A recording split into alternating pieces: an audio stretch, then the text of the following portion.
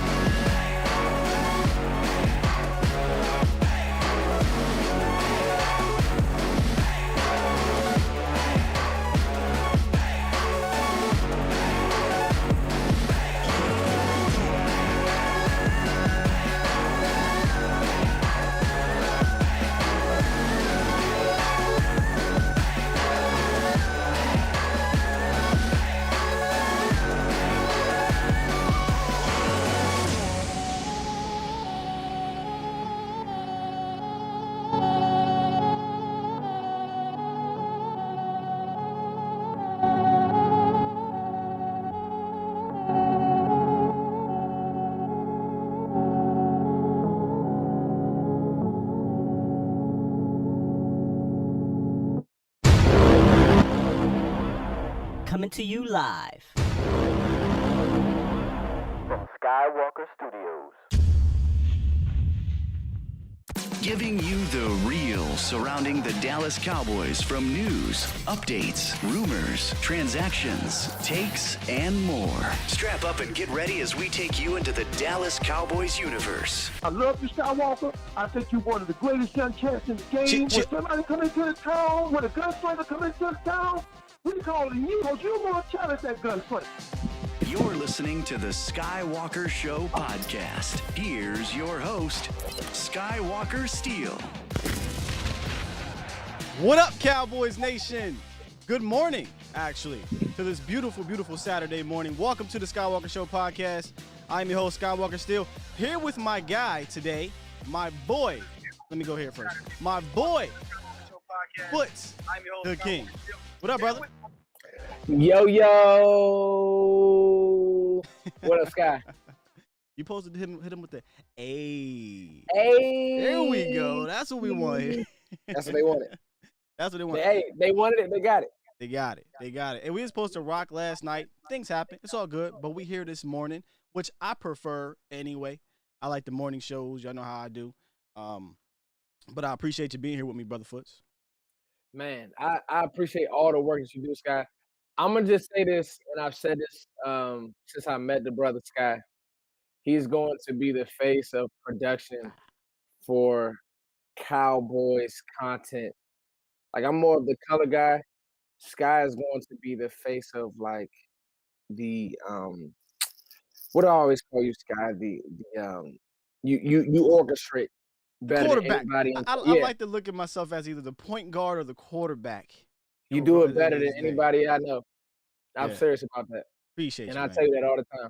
I give people their flowers. This is what I do. Yeah, and there's a lot of people in this community that deserve their flowers. But let me give the chat their flowers this morning for jumping in here.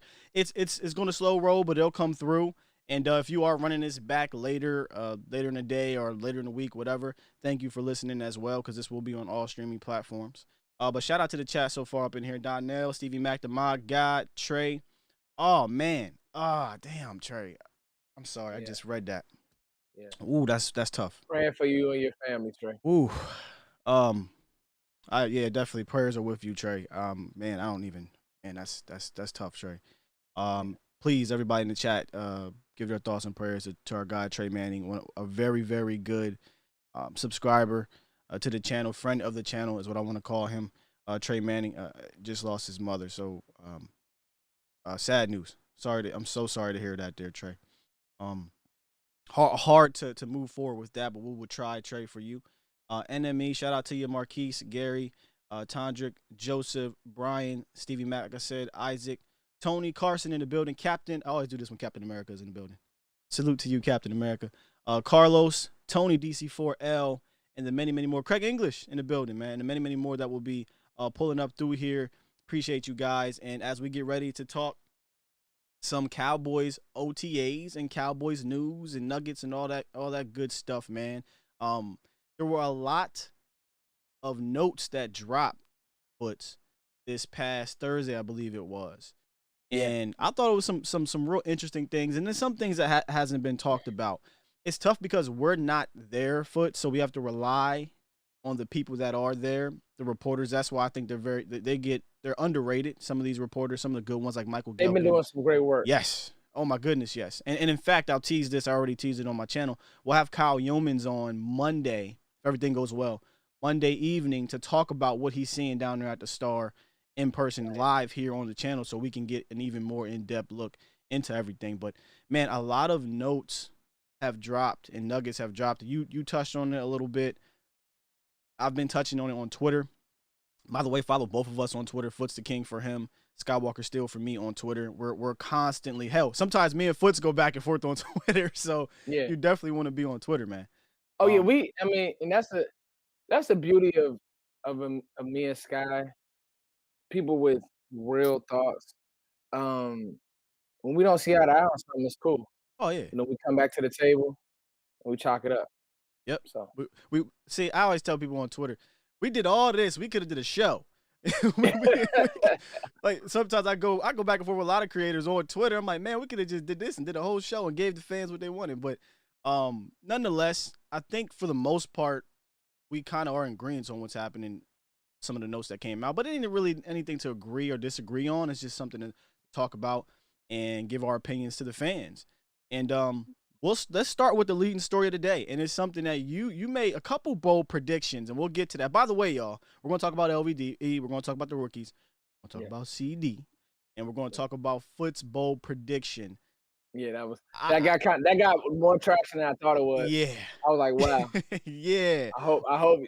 I'm not gonna tease it, but I hope. No. I'll tease it. We're gonna talk about it. I think it's definitely gonna get some of the fans riled up. But it's interesting. It's interesting. I'm gonna let you explain yourself, and then we'll talk about it later. That's later in the show. But right now, we're gonna start off with the leading story of the day.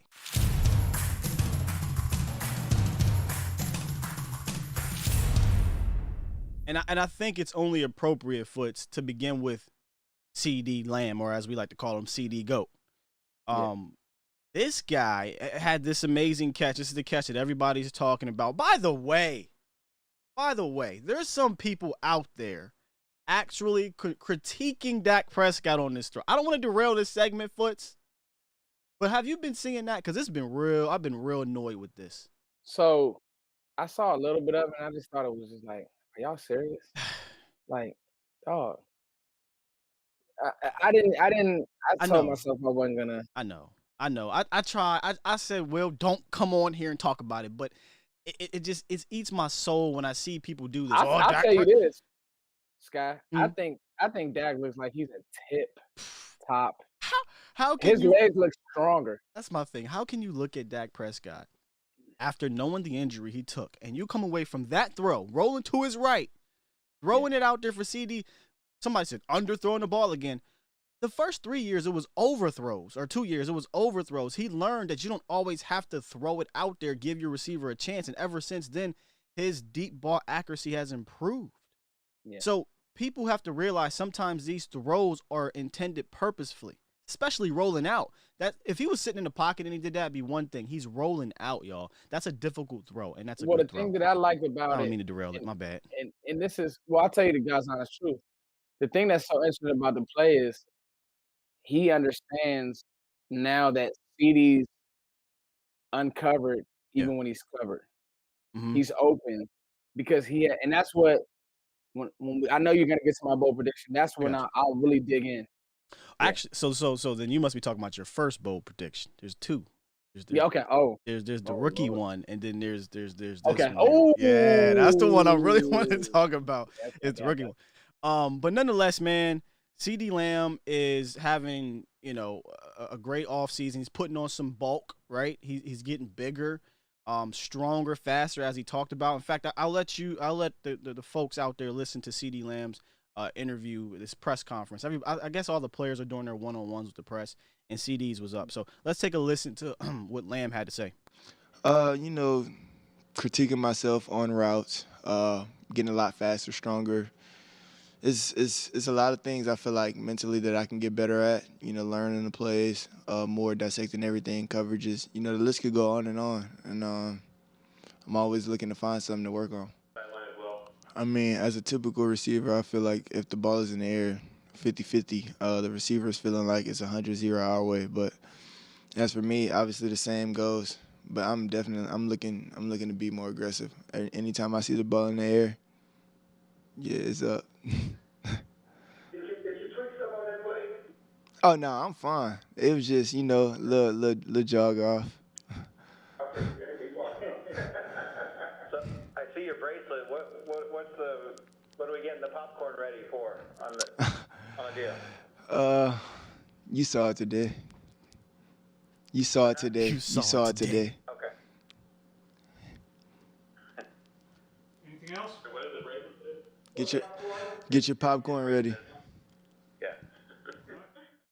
Hey, dog. I have to laugh because we all know as a little bit older fans. I don't want to say older. I shouldn't say that. That sounds crazy. But fans that were around when T.O. was here. Get your popcorn ready. For those that are a little bit younger, that is Terrell Owens saying when he poured the popcorn in his mouth or what have you. Man, listen, he got that T.O. mentality. You can say what you want to say about T.O. off the field. T.O. on the field? Don't let Lamb get the T.O. mentality on the field because it's about to get nasty.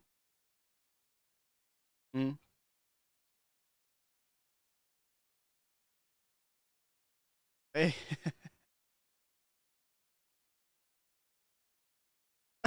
That's dope.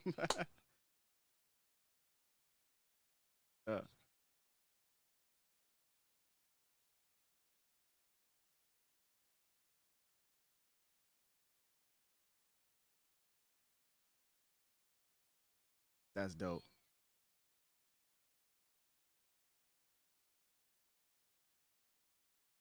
Can't hear Foots. Oh, I'm sorry. You got me now, Sky? Yeah, run that back. Run that back about All your right. kids. Yep. All right, so all my kids are watching. I don't know what they heard, They but ain't here. They ain't here. Run all it back. the okay, all my kids that I coach are watching. So I want to give a shout out to those guys. They're like, yeah, yo, you're on ESPN. ESPN. Like, nah, man, just doing a live stream. But I want to give a shout out to Caden. I want to give a shout out to Karan, Fats, Kels, Will, G1. I can't leave nobody out because they'll talk about me. Who else? Fat Dude. All my guys, man. Big O. I said Big O. Will, Lil Will, G1, G Money, Noah, Butler, Shark, all those guys, man. Let me tell you something real quick, Sky. These guys work hard, man. Young kids, City Life Raptors, 10U. They work their hearts out to put the DMV on the map. Now back to CD. TD. Well, shout out to your kids because I see you really go hard with them, and I believe y'all won some titles last year or what have you. But salute to those guys, man. Yeah, they are great kids, man. And hopefully one day they'll be on this stage. Yeah. Talking about CD, man. You talk about the mentality. Mm-hmm. When Mike McCarthy said something, I don't know if you were gonna hit on this guy. He said, "This is the type of jump that you want to see from." Did you catch that one? Yep.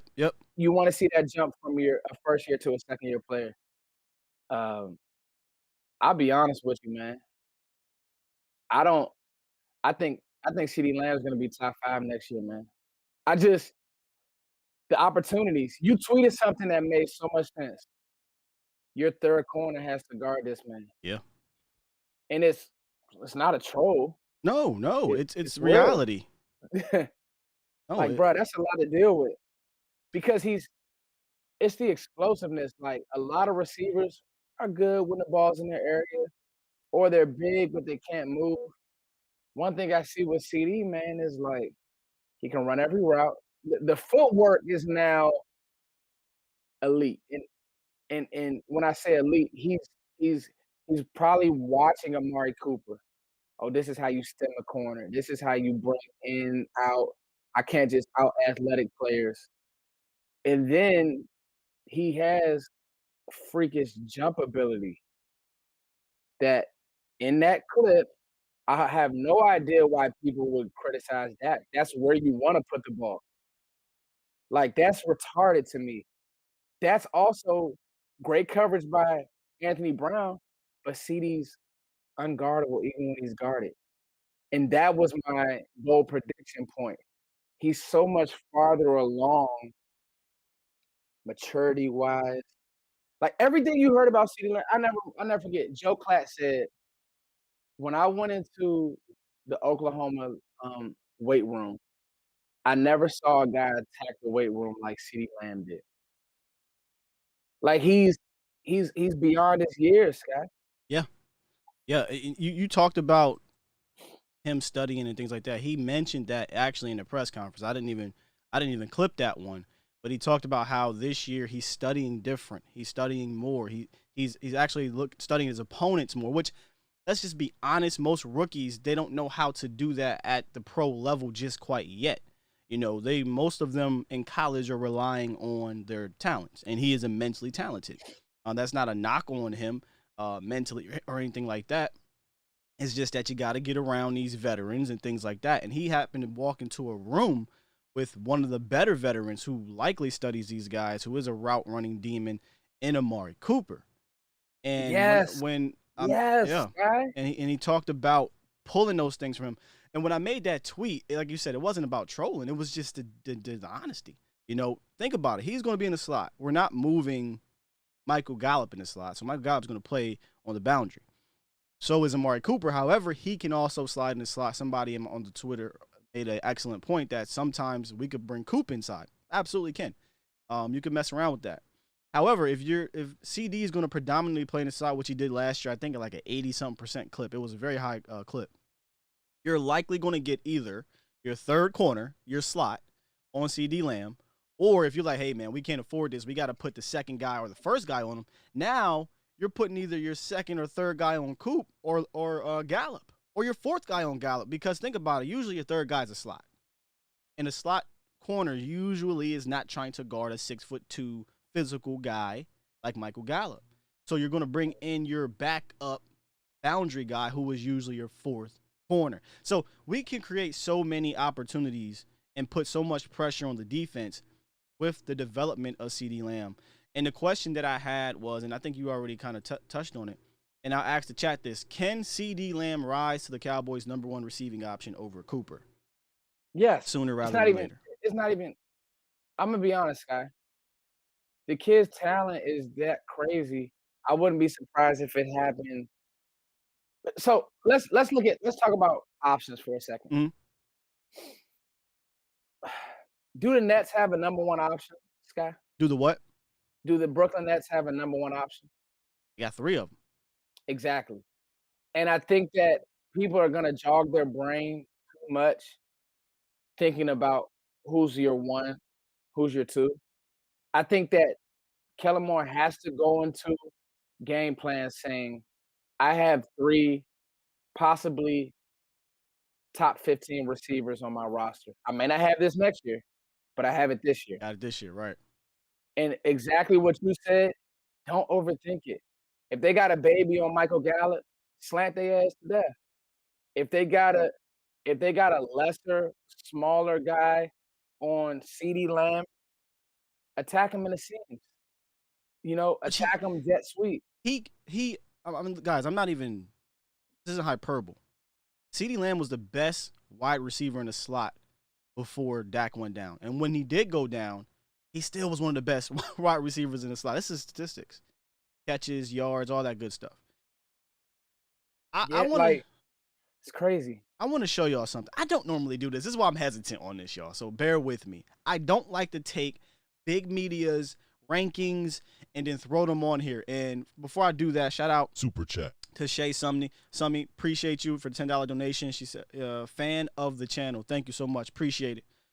I don't like to do this, y'all. Bear with me. Y'all know anybody that's been a fan of this channel for the last year and some change, I don't really like to go, take a ESPN picture or take a CBS picture and throw it up here. But this one bugged me, Foots.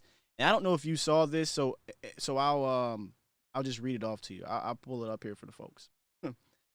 Pete Prisco And if some of y'all who know Pete Prisco of CBS, you're probably rolling your eyes right now.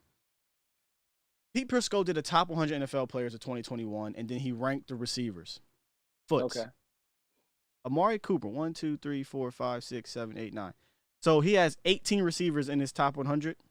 Amari Cooper and CeeDee Lamb are not listed in his top 18. That's ridiculous. What the hell is even that? I don't even like to do this, and I think that he may have done this to trigger the fans, to get Cowboys Twitter, because I don't know if there's any other Twitter like Cowboys Twitter to go off. Right. And Right. I'm looking at this list, and I don't know if you can see it, but the fans can see it, the subscribers can see it. He has guys like Chris Godwin, Calvin Ridley, A.J. Brown, DJ Moore, Adam Thielen, Tyler Lockett, Allen DJ Robinson, Moore is not better than Justin Amari Jefferson, Cooper.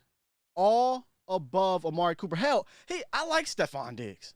I wouldn't put him above Coop, and I like Diggs. Nah, I wouldn't either. But he has even DK Mac. I love DK Mac, but dog, I don't know what. Okay, I see the list now. You see the list? I don't know what was he thinking here? Adam Thielen, Tyler Lockett. Come on, man. Here's my thing. Coop was a 1,000-yard receiver with trash last year. Okay. For my money, Coop is a top 3 route runner. Actually, the only other young route runner, who I think is on Coop's level is Justin Jefferson. I think that Coop is a little faster though. Like his straight line speed is really fast. Oh yeah. But yeah. Justin Jefferson and CeeDee Lamb make that class last year what it is. I think that Ruggs and Judy, but Jefferson and CeeDee Lamb, I could say that they are the young stars of that class. No, Jefferson's a beast. He had 1,300 yards and 11 touchdowns. But let's just be real. CeeDee Lamb had almost 1,000-yard season, 935 yards, 5 touchdowns, average almost 13 yards per reception with 4 different quarterbacks. There is no doubt in my mind he's a 1,200-yard receiver last year with Dak Prescott playing 16 games. But I digress. So if I'm looking at this list, realistically, I would say who's better. And this is all subjective, Sky, because Cooper's my guy. I came on the channel and said that Cooper that was one of the best free agency pickups we ever had, and it's turned out to be that.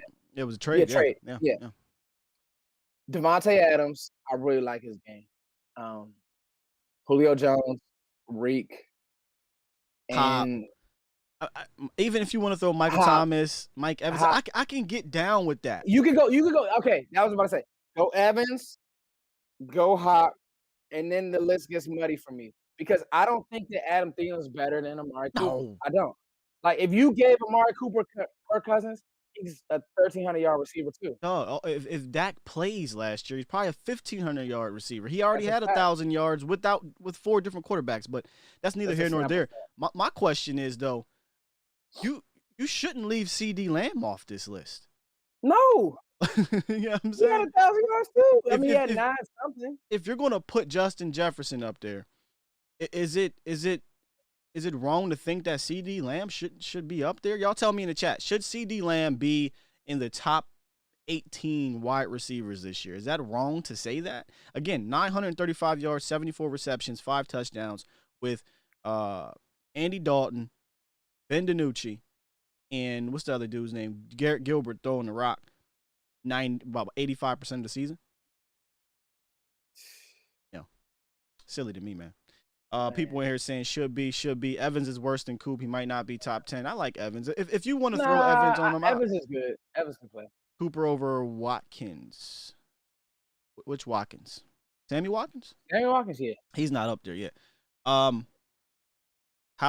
said, Jalen said, how do you put a 1-year player over Amari? Amari Cooper's a 4-time Pro Bowler.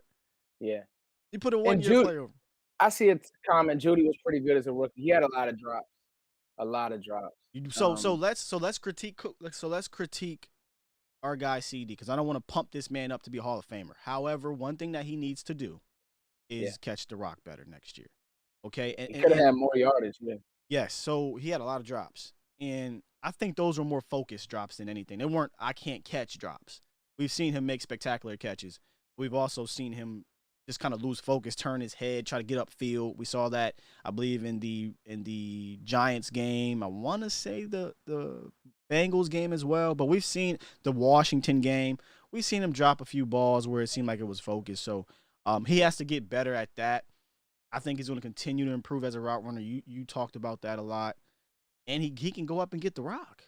I think the thing that CeeDee has that some of the guys on this list don't have is the run after the catch. He's violent after the catch. He's going to make a play after the catch, and I think that's where some of the drops came in too. Like when Michael Thomas catches the ball, he's more of a possession guy and box you out. He's down. Hey, I think his run after the catch is special. Look at this here. Shout out to my guy B Bird for the super chat. Real quick before I get to your super chat, Nick Blue said, "Just say Dollar Tree quarterbacks." I mean, that's, I like that. That's basically what he had. He had some Dollar Tree quarterbacks. But B Bird, shout out to you, bro. Appreciate your OG. The $5 donation. He says Metcalf, Jefferson, DJ Moore haven't played enough. Julio, Robertson, Allen are overrated. Evans is the homie, so he's good. Julio overrated. That's a big one. Robertson was Robertson. He better had not been up there. I'm not going to pull that back up. Robertson better had not been up there over Allen Robinson. Roberson. Oh, no, maybe he meant Robinson though. Maybe you're right. Maybe he meant Robinson. I'm thinking of Roberson. But yeah, I like Allen Robinson. Better than Coop. Nah, I'm good calling him better than Coop though. All right. So Will Nichols said, how good will Diggs be this year? Very excited about his potential. We'll get to that. We'll get to the cornerback discussion later on in the show. Shout out to somebody else that said that, hey, they finally catching the show live. Appreciate you. Who's K-Dog? Is that one of your folk? That's one of my kids. Hey, when y'all see this kid play, if y'all do me a favor, that's what I want everybody in the chat to do. I'm gonna put our Instagram. Y'all see this kid, little DK play? He said, "Call him little DK." Man, they are dogs, Scott. And that's funny. That's the thing. They was talking about you like, man, he's on ESPN. They gonna subscribe to your channel. Oh, salute really to you, kids, man. Like they are really good kids, man. Like, oh, they got my boy, they got my young boy Kels. We just went to Florida. We lost in double OT. But they played their hearts out, Scott. And that's what I be trying to explain to them. Like, man, even as young kids, you take a slug, just get back up. Yeah. It's all good. Yeah. You feel me? They all play their hearts out, Scott. They're really good listen, kids, I was man. actually following your Twitter last year I guess COVID kind of, I don't know if messed things up this year. I'm not sure. But I followed your Twitter. I followed along. You were on the road a lot. I think we actually did a show together when you was on the road with your kids. So, we definitely did a show. It was actually in the middle of the season. It wasn't even last year at this time. It was in the middle of the season. But, yeah, man, I really appreciate, all the coaches who coach the youth. I think it's a big deal. We all play youth football, and we can all recite some of the things our coaches told us. Still friends, became friends with some of these coaches, mentors to some people father figures. So, man, good work that you do with the youth, man. Man, Scott, thank you, bro. They just hearing their name. My little man Noah just jumped in. One of our receivers. They love this stuff, bro. Yeah. Like they're good kids. That's good. And that's what I'm about, man. Before we move on to the next segment of the show, let's jump into the phone line real quick. I think we got our guy Marv in the building. Marv, you there? Check. Marv, you there? We'll try Marv back later. Or 206. I think that is Marv. All right, let's just jump right into the next part of this show. And we're going to switch sides, and we're going to go over to the defensive side of the ball. And that man right there that just passed on the screen, LVE, there was a lot of tweets, and his interview popped up. Before we got the chance to see his interview, there was a lot of tweets that dropped. And this one right here is one I kind of want to talk about. Jane Slater dropped something that had a lot of little nuggets in it. He said, running, hitting, making plays, having fun. Leighton Vander Esch says he's going back to his role from 2 years ago, which is what it should have been last year. This is what Leighton said. Says new defensive coordinator Dan Quinn is right in there with us and says so much respect for him already, and vision is clear. In that one little tweet, there's a lot to unpack. and we didn't really hear a lot of, hey, we're running, we're making plays, having fun. last year in the offseason, which is hard to do, right? Because you had the Zoom meetings and you had Mike Nolan, who is not really that kind of coach. Then he says, I'm going back to the role I played from 2 years ago, which I believe is more of that will role, right? That more run and see, a run and hit, be clean type of guy, not middle linebacker that they put him at the beginning of the year. And then he says, new defensive coordinator Dan Quinn is right there with us. He has so much respect for him. And I want to say he talked about his fire. Dan Quinn talked about LVE's fire. So let's talk about LVE for a quick second because his name got brought up in trade rumors. I put a poll out there. I said, do you want to keep LVE basically or should the Cowboys shop him? Shop him or start him. That's what I said. What was the results? I'm interested to hear. It wasn't a percentage poll. It was on YouTube. And most people were saying to keep him at this point. Really? And I would tend to agree. But I will let you elaborate. What would you do in this situation with LVE? You see, it's so tricky because it definitely is tricky. rookie year LVE, sign me up. But you just went deep at that position. Micah Parsons is your guy moving forward. It sounds like he's just adapting well. But so I'll say this, guy. Dallas is terrible at where there's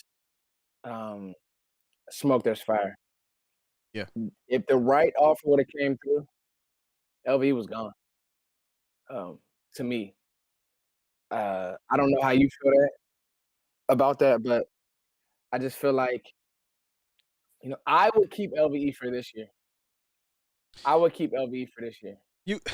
But knowing that my future is in Jabril Cox, Micah Parsons, and because I don't know with the neck how, like, what is really his projection, LVE's. Is it going to be 7 games a year, 4 great ones, half of them hurt? Like, I really don't know, Sky. That's my guy's honest answer. Like, I really don't know. Normally, I have an answer. I have no answer when it comes to. I know it's tricky. This linebacker situation is tricky because let's kind of work backwards a bit. A while ago, Jerry came out and said that Jalen Smith is a cornerstone. So when I heard that, all speculation of Jalen Smith moving on from this team, I kind of just threw out the window. Be it trade, be it cut, be it anything. That's a Jerry guy. And when you're a Jerry guy, you safe. So when Dan Quinn got brought aboard, I talked about how, the linebacker room's on notice, then we make the drafts, and now it's the linebacker room's really on notice. You bring in Cox, you bring in Neal to play linebacker, you bring in Micah Parsons. So who's the odd man out?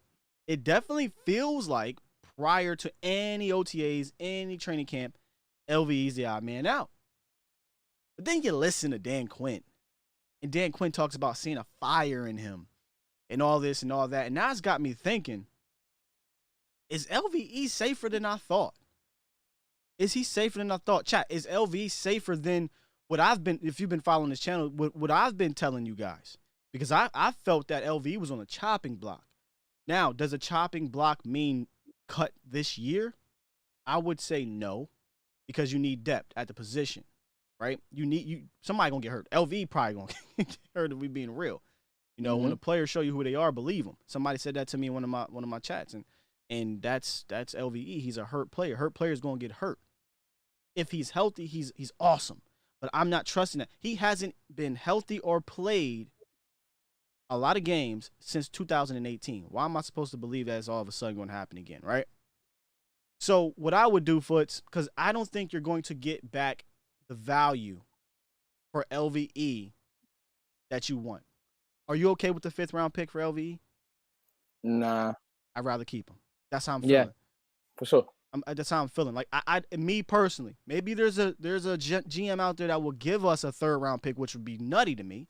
But I'm just like, you know what? I'd rather take my chances with the 7, 8, 9, 10 games of LVE being healthy more than a 5th round pick.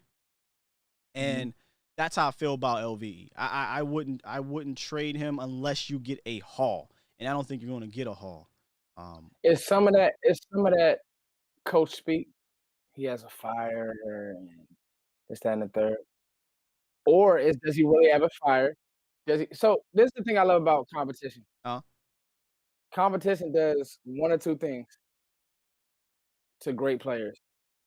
Um, do you, when it comes to competition, right? mm-hmm. Do you crumble? Do you ask for a trade? Do you pout? Or do you see these young players come in and work harder? It's and see, I do like what I'm hearing from LVE. He's saying all the right things, right? There is no watch the tape. It's, hey, I gotta get better. I gotta stay healthy. I gotta, I'm welcoming the Micah Parsons, the Jabril Cox. We're not competing. What did he say? Somebody said we're not competing against each other. We're competing with each other. I think that's what they said. And I said, I like that. And that just goes to show you that there is real competition in this room. It just is. And Dan Quinn, somebody brought this up too, and I'm sorry if I forget who it was to give you credit for this, but Dan Quinn makes, and this is something that goes back to Atlanta, he doesn't care where you were drafted. Vic Beasley was his top 10 pick. And Vic Beasley had to earn it after he showed that, hey, he might not be the guy. And remember what happened to Vic Beasley? He kind of just got pushed to the wayside. Yeah. So I think what I love about Quinn is that he's really going to make these guys earn it. There's nobody coming in here being comfortable. And I don't think he cares about Jalen or LVE. Because when you bring a Neal down to play linebacker and bring in these other linebackers that are drafted in premium draft slots, I don't think they're just here just to be part-timers. Vach is in the building. Where you at?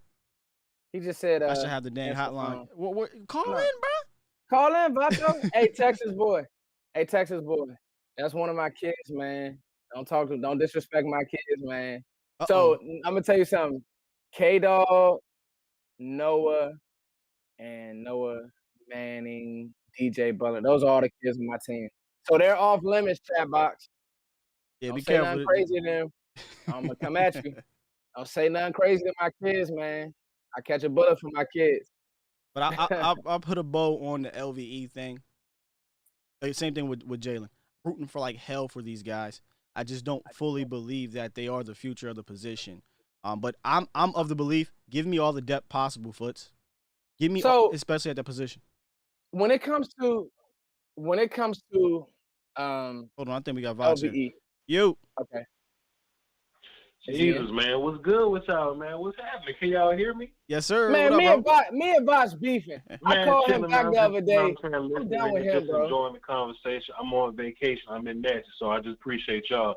But the one thing I want to say about linebackers before I get up out the way, man, is it's two kind of modes that you could look at this. We looking at team building, or we looking at trying to win the Super Bowl. We ain't team building no more. You know what I mean? Like, there's nothing you can do to get rid of Van Der Esch to go get somebody else. You know what I mean? So you might as well hold on to the cards that you got and just make this a part of your solution. You may not like Van Der Esch as a full-time guy because, we got Micah Parsons now. That's cool. Even Jalen. You may hate Jalen as a full-time guy. But last year we were in a situation where Francis Bernard had to get snaps. We don't want Francis Bernard to have snaps unless he's like that good, but he's not. So where we looking at is, let's hold on to Jalen. Let's hold on to Van Der Esch because we know them dudes can play. I'm not saying nothing ill against Chris Richard. Yes, I am. I'm not saying nothing ill against Mike Nolan. I probably am. But in 2018, both them dudes was incredible. Both them dudes was incredible. We didn't even think about drafting linebacker.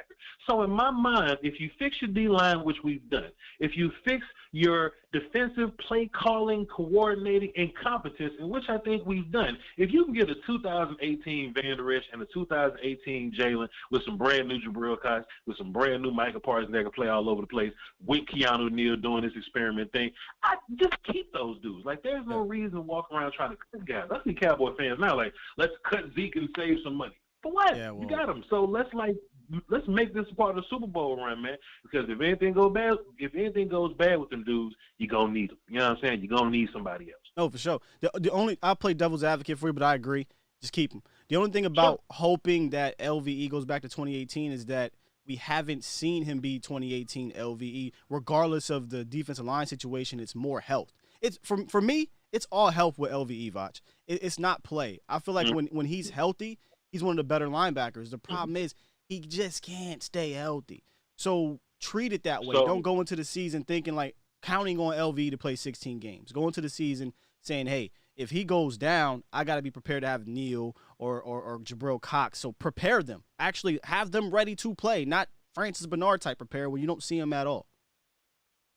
then I'll say that's the best part about it, though, Scott. That's the difference between shooting dice in the bathroom, shooting dice in the club, and shooting dice in the casino. If Van Der Esch goes down, we're not going, oh, my God, what I'm going to do at linebacker. If Van Der Esch goes down, we go, all right, let's get one of these dudes that we brought in that we feel really good about. Once upon a time, we only felt good about two people. Then it was like Sean Lee back up. Then it was like Joe Thomas, who's cool. We feel relatively good about 5 linebackers now, and we ain't had that in a while. You know what I'm saying? So that's all I want to say. I ain't going to hold y'all too long. Y'all want to do a great job. Foots the King is my guy. I don't know if he can hear me. Salute to him. Y'all keep having a great show. I'm about to go listen. I don't think good looks, Vach. I don't think Vach could hear you, Foots. But I'm gonna piggyback on something that Vach said. Okay. I know what he's saying. Though. Foots is saying nice things. Foots is saying good things about Vach because Foots is a good dude. Shouts out to Foots. Shouts out to Foots times Coles. Hey, I think Vach has some good points, and I say this too, Sky. Yeah, go ahead. I'm looking at it like this: keep Mike in the middle. Everybody else just works. You get him where you fit in. Like that's how I'm looking at it. It's like we got one stud. Just keep him in the middle. Let him be what he's supposed to be. And Jabril. Listen. Let me say this real quick. I'm fine with Jabril Cox not playing this year if he doesn't. I think people are trying to force the cat on the field. Can they hear me, Scott? Can y'all hear me? Give me a thumbs up. No, they can hear you. I think what it was Vach couldn't hear you, but you could hear Vach. Okay. The way I have it plugged in, I don't have you in on the phone portion. You can hear them, but you can't speak back to them. So when we get the call-ins, make sure you state what you want to state, ask a question you want to ask, and then we'll elaborate off the phone for you. So back to that linebacker point, Scott. Yep. Just real quick, it's just kind of like you drafted Micah Parsons. That's your guy. That's your Devin White. Even as much as they love Levante David played well. He didn't play middle. You keep Micah Parsons in the middle. And I like that Dallas is doing that. He's not going to play behind Leighton Vander Esch because he shouldn't. He's a better player. You put Micah in the middle. Let Micah be the athlete. Right. Mike in the middle for real. And then let Leighton work his way back on the field. Let Keanu Neal find his way at linebacker. Let Jalen Smith try to get back. Let Jabril Cox. And it's a good competitive problem to have. Yes. I just don't play around with Micah. That's your first round pick. Listen, let me pull up some of these notes. Micah has been impressing. Granted, it's OTAs, right?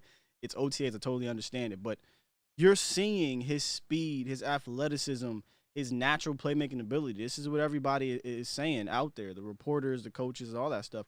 But Micah says, because he got an interception off of Ben DiNucci in camp, and he says, just dropping back in cover 2, playing the hole, using my speed, using my range. I think that's one thing people slept on through this process is how rangy I am out in space, able to cover ground with my speed. Once I saw it, I knew I had a chance to go get it. And this is something that we have been talking about here on this channel. And in general with Micah, I think people assume the man can't cover at all because he wasn't asked to do that as much.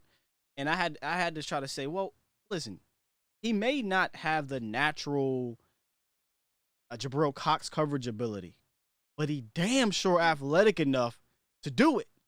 So all he has to do is get the reps to understand the concepts of offense, understand where he has to be on defense, and then he has the speed and the athleticism, and he's not dumb. He has the football IQ to make it happen. He just wasn't asked to do that. He was asked to play a lot more forward, a lot more at the line of scrimmage in college, and see ball, get ball. But don't get it twisted. He's still going to see ball, get ball foots. He's still going to be that middle guy, and I hope he is that middle linebacker. I really, really hope he solidifies himself at middle linebacker because, like you said, now I'll elaborate. If Micah can be in that middle, Micah in the middle, it's going to help Jalen, in my opinion. It's going to help LVE because you put these guys in positions to be better. You heard what LVE said. I should have been over here. Why are you moving me here? And this goes back to Mike Nolan. Mike Nolan was incompetent. It is what it is. I don't want to disrespect the man, but he was incompetent. And because he was friends with the head coach, he was allowed to stay longer. He did not put his players in the best positions to succeed. And I don't care about COVID as the excuse anymore. Too many coaches, too many other teams had the same situation, and they came out and balled. Dan Quinn, you hear it in Dan Quinn. Everybody is talking about Dan Quinn's energy. We'll see how this will, affect the team moving forward. But just talking about OTAs and practice foots, everybody is loving what Dan Quinn is bringing, the teaching, right? You're a coach. Teaching and coaching, you can separate. You could be a coach. Hey, run here. Hey, 2-minute drill. Hey, heads up. And that's that. But teaching, getting hands-on, teaching techniques, showing you what you're doing wrong and making it right, that's different. Yeah. And a guy that I thought was an underrated signing, two of them we're going to talk about here, Foots, is Terrell Basham and Brett Urban. Yeah. Terrell Basham had an interview as well, and he talked about Dan Quinn. I'm going to play that real quick. So take a listen to this, Foots. That was a good interview. Yes, take a listen to Terrell Basham if this is him. Man, honestly, I've loved working with Dan. But I already knew I was going to love working with Dan. Prior to working with him, I've heard nothing but good things about him. I heard about how into the D-line and pass rush that he was. And that right there excited me. Like, I've always wanted to play for a coach like Dan Quinn, who I know would make me a better player than I already was. Some players have talked about, you talk about Dan Quinn and things that stand out, about seeing him mix it up with you guys, like literally being in his J's and holding you guys off and getting in there with you. What does that mean to players to see a coach kind of get his hands dirty? It means one of two things. Either he feels like he's out of shape and his wife's been telling him to get back in shape, or he's really just a good hands-on coach that likes to work with his players and like to develop his players by himself, like to be hands-on. He's not asking nobody else to develop us. He's developing us himself. So which one is it? I don't know, man. Maybe a little bit of the both. You never know.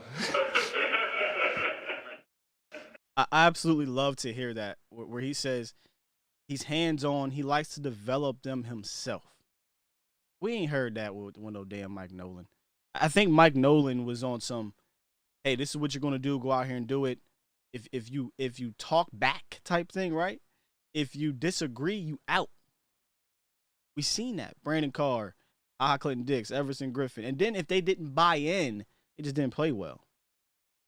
Yeah. Dontari Poe, Daryl Worley, Jalen Smith. I mean, a lot of these guys who didn't buy in and didn't play well. But it feels different. Am I wrong here, Fliss? It just feels different with Dan Quinn. Well, I think with Quinn, first of all, he has the skins on the wall. He's been in championship defenses. People forget, man, that Atlanta defense flew around. Like, it wasn't that Super Bowl run defense. Man, like, if Quinn closes that game, right? Dan Quinn should have a Super Bowl as a head coach. I mean, that's just being real. Like, listen, so many things went wrong in that game. I blame that game on Matt Ryan. I really do. Well, I feel Kyle like Shanahan. Kyle Shanahan yeah, lost that game. They stated, bro. Like, if you tell me that you hold the great Tom Brady to 3 points, you win that game, bro. Like, Dan Quinn had his guys ready to go. I remember that defense. I remember looking at my man like, yo, that whole playoff run, these guys fly around. Like, they want to play. And that's crazy because that was kind of like the mold of what defenses have to be. Speed. Like, I remember seeing Deion Jones, like, yo, he's not even big. That was the first transition, really, Sky, of these backers that aren't 265. Yeah, You get what I'm saying? I remember it was a couple dudes actually. It was some Florida State cats. One was Telvin Smith, and the other one was a dude from the Lions. The Cowboys actually signed years ago. I cannot remember his name. He was real small and fast, and you started to see this with Telvin Smith and then Miles Jackson, all these guys who are not 250 pounds. Man, Bob's covered Miles Jack coming out of UCLA. Yeah, before his injury was one of those guys that was like a cover guy. He was that guy.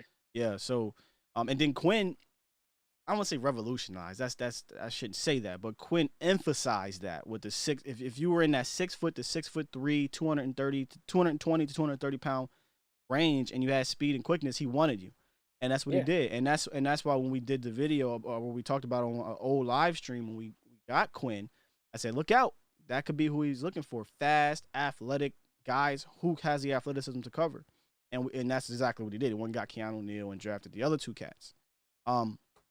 But I'm really excited to hear the players speak on Quinn like this because, chat, did y'all hear anybody talking about Mike Nolan like this last year? No. I don't recall it. Don't recall it at all. In fact, I brought on Darian Thompson in the season, and on air, I'm not going to divulge off air, but on air, he was trying his hardest not to talk bad about the coach. He was very PC, very general, just yep. We try to play hard, blah blah blah. But you can see he wanted to be like, this muck, I don't know what he doing. Yeah. So he was. I remember that. Yeah, I remember that show. I'll just say this about Dan Quinn. He has the skins on the wall.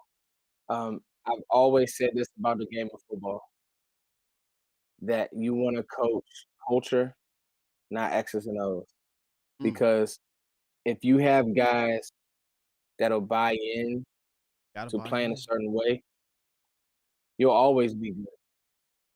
These guys who are super XEO-y, sometimes they get in trouble. So, yeah. You want to be a coach that your players will play hard for you no matter what.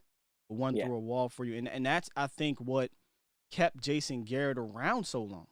I may not have liked Jason Garrett at all, but one thing you could not say about Jason Garrett is that his team completely quit on him. Ever. That's true. Ever. And I think we saw the defense quit on Mike Nolan a bunch of times. So the Browns game to me was the one that just said, these guys not trying. That the Cardinals game, you know what I'm saying? That was a bad one too. Skins game, getting ran up on 200. How many times the teams run 200 yards on it? I mean, it's just ridiculous. And speaking of 200 yards getting run on you, there was another guy, Brent Urban, who was brought in here. Let me bring up his tweet too, because this hasn't been talked about enough to me. Brent Urban, Michael Gelkin, shout out to Michael Gelkin. He says, Cowboys defensive line Brent Urban prides himself on taking on double teams. Hold on, let me read that one more time because Brent Urban prides himself on taking on double teams and doing the dirty work versus the run. That's part of the reason why I came here. It seemed like the perfect opportunity for me to continue to do and help elevate this defense and allow the athletes to be athletes. Y'all don't understand. I absolutely love hearing this from Irvin. Yeah. This is music to my ears because we got a guy who actually doesn't care about the stats. He wants to help keep his teammates clean. His linebackers clean. And I think we got two of them, Foots. Got Brent, who here's his highlights here, and we got Quentin Bohanna.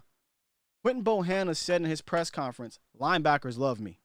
Brent Urban said in his, I'm here to keep them clean. That is massive because before that, under the Rob Marinelli scheme, it was one gap, it was get up, it was penetrate, play the run towards the quarterback, on the way towards the quarterback. And it wasn't about keeping your backers clean. It never really was. Even when, and that's why when I hear people say, oh, well, when we had a defensive line, LVE and Jalen were cool. When did we ever have defensive tackles that were keeping dudes clean? That never was the case. It was because Sean Lee was so cerebral. Sean Lee performed with guys like Nick Hayton in front of him. Yeah. Sean Lee performed with Antoine Woods in front of him. You know what I'm saying? These guys played well with guys that didn't have the responsibilities to take on double teams all the time and keep guys clean. They were trying to get theirs because Rob Marinelli was saying, "Go get yours." And Sean covered up a lot of warts for this team. Absolutely. He did. I think, and I don't even talk about our 3-techs and our quicker guys. I love the fact that Dallas throw bodies at these guys, man. I mean, at these positions. Let something come out of it. If Brent's the guy, I think that was an underrated signing. Underrated, very underrated. Yeah, because it was like kind of under lead. I mean, kind of like under the radar. Against the No, run, Eastside Harold says Snake goodness. Lee was overrated. Stop. That's a troll comment. He's a troll, so I wouldn't even pay attention. Oh, I see he has a Deshaun Watson, so yeah, it makes sense. He's a Texan fan. I let him throw me off. Yeah. So anyway, Sean Lee covered up warts, is what you were getting at. Yeah, that's very true. And Brent Urban, for those that don't know, if you don't like PFF grades, that's fine. I get it. I'm not going to hold you against you. But he was rated as one of the top 3 or so run defenders in the NFL last year. I will tell you this though, Foots, with Brent, that's all he is. So you're not going to see Brent Urban play 50%, 60% of snaps. He's a guy that's going to play anywhere between 30 to 37% of the snaps, primarily there to do exactly what he said, cover your linebacker so they can run and hit. And that's all I care about. We got enough of the other guys. We got the Neville Gallimores. We got Tristan Hill. You know what I'm saying? We got now Osa Odigizua. We got enough of those 3 techs that can penetrate and get to the queue. Give me some guys that can keep my mans clean so that Jalen can play better, so that Micah can play better, LVE, Neil, et cetera, et cetera. So I think to your point too, Sky, that's a personnel thing that the staff has to be aware of what teams are trying to do and get those guys in. I think Rod wanted guys who he thought could do everything. Use these guys how an offense would use a scat back or, use them in the right situation. You see what I'm saying? Yeah. Play your role. Absolutely. Give them a design role and let them play it. It's funny because I think that Rod prided himself on the orphans. Remember that? Mm-hmm. Give me a Nick Hayden, I can make him whatever his nickname was. I hated it. And then here's the worst part, which is why this really starts at the top. The worst part is you knew that Rob Marinelli doesn't go into the offseason saying, I need this top talent at this position. But yet you brought him into the draft room and let him pick his players, knowing damn well he wasn't going to emphasize this type of player. And that's where you get a Tristan Hill, and that's where you get, I don't know if he had anything to do with Taco, but you don't do that. Let me ask you a question. I know Voch was high on Tristan Hill. What's your thoughts on Hill? I think Tristan Hill in trouble. I was going to put. I recorded it and everything. That day all right, well, save it. No. I'm not going to put it out, so I'll talk about it. I had 3 veterans that I thought that are on notice. The Grim Reaper is lurking, and one was LVE, one was Anthony Brown, and one was Tristan Hill. Wow, that's a good one on Brown. Underrated. Yeah, I think Anthony Brown. Well, from what we're hearing now, he might be the damn starter, but we'll get to that later. Starting off, right. Yeah. But Tristan, I have nothing against Tristan Hill. I mean, it's not Tristan Hill's fault. This team stupidly took him over some of those safeties, and I know Voch is not high on the safeties. I get that, but you can't sit here and tell me that Juan Thornhill wouldn't have been a better pick than Tristan Hill. I'm sorry. I was all over. I was sorry. On top. I loved Juan, and that's the thing. When he was at Virginia, I like Tristan Hill at UCF, but I just didn't see enough. Here's the problem with Tristan, and again, it's more about, I like Tristan Hill, but what have you shown us? Year 1, couldn't get out the doghouse, falling asleep in meetings, right? Didn't really fit in much, immature, the maturity level was not there. Mike Nolan and them come in next year, we hear about his maturity level being better, and I think you saw that on the field. He was a more mature player on the field. The pace of his game slowed down, Foots. The problem with Tristan is he just was a bull in the china shop. Just going, Yeah. boom, boom, boom, boom, boom. He just went. Last year, you saw the pace slow down a little bit, and he played better. He flashed. I think people are overstating how much he flashed. People are saying, "Oh, Tristan Hill was, he's playing great before he got hurt." Tristan Hill, he flashed. Slow down on Tristan Hill being this dominant or great player. He wasn't. He was okay at times and other times porous. Let's just be real. But he has talent. He has some traits that you can work with. Problem is, you went out. I don't know what that was. Problem is, you won out. You got a Neville Gallimore. That's my watch. Okay. You won out and you got an Oso Odigizua. Neville Gallimore, when you went down, Tristan, put enough tape on film that blows away anything you've done your 2 years in here. I'm not playing Tristan over Neville. Neville's the guy. And then you go out and draft Odigizua, who might be more talented than a Tristan Hill. Who can he's right up there with Neville. You know what I'm saying? So, and here's the other thing. Neville showed enough. Neville's a guy. Odigizua is Quinn's guy. Who is the sponsor for Tristan? Tristan is on his third defensive coordinator. Rob Marinelli, Mike Nolan, Dan Quinn. Listen, that's true. And that's what I've always said about this defense. Ain't nobody safe from you that bad. Just being honest. I mean, that's the God's honest truth. Who's safe? Vach, it's the truth. You know it's the truth, Vach. You know it's the truth. That's what I just told him. I just said, sorry, Vach. It's the truth. Tristan going bye-bye. I'm not saying he going. I wouldn't even cut him. No. What I'm saying is, so my video was going to be about guys that have to be, hey, watch your back. You know what I'm saying? Veterans on notice. Tristan Hill's on notice. It doesn't mean on notice to be cut. He might be on notice to not see a lot of snaps, is what I'm getting at. Well, Odigizua still has to prove it. But boy, oh boy, he got some traits too. Okay, and he got traits that he could play in the run and the passing game. And Vach knows he did a phenomenal breakdown on Diggy. You know what I'm saying? You did a breakdown, I believe, on Diggy as well. I did a breakdown. We all love Diggy. So ask Vach this: how is he gonna go from the Osa Odigizua to Hill with that motor? That's you talking about. We always talk about Rob Marinelli special. It's the Dan Quinn special, man. That's his guy. That's his guy. I tell people, you weren't drafted by a regime, and that kind of can go back to your LVE point too. You're not gonna have the same favor. Not only that, sponsors are real, Foots. Yeah, they don't have no. That's the reality of the league. If a coach drafts you, you have a little bit more leeway. Depending on, unless you're like a Taco Charlton who was just a nuisance, then they're gonna get rid of you real quick. And honestly, if Rod stuck around, who's to say Tristan would even have been still here? Because Rod ain't like him much. Rod didn't like Tristan Hill. He loved him in the draft process, did not like him when he got a chance to be with him every day. But then Tristan matured, and good for Tristan, but he got hurt, unfortunately, and that's where Neville stepped up. Let's get into the phone line real quick because we've been having some people hold on. 409, what's up? Hey, what's up, Sky? What's going on? This B Bird, man. Oh, what up, B Bird? My man Foots is not going to be able to talk back with you, so whatever your question is or statement, bro, we'll get to it when you hang up. Okay, I just want to make a statement.